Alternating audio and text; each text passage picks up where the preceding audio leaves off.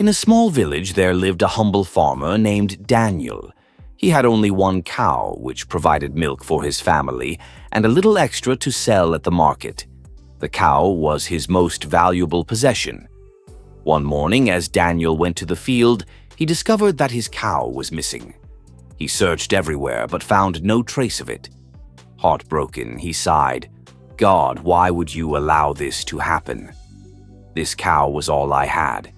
His neighbors came to console him. "This is a terrible misfortune. What will you do now?" they asked. But Daniel, though saddened, simply replied, "God is good. Everything happens for a reason." A week later, with no cow to rely on, Daniel had no choice but to work harder on his farm. He began growing more vegetables and grains, something he had never focused on before. Over time, his farm flourished, producing far more food than he had ever imagined. One day, a merchant from a nearby town passed through the village. He saw Daniel's bountiful harvest and offered to buy his produce in bulk. The deal was far more profitable than selling milk. Soon, Daniel became one of the wealthiest farmers in the region. Months later, a traveler arrived in the village and told Daniel, "I saw a man leading a cow through the forest. It looked just like yours."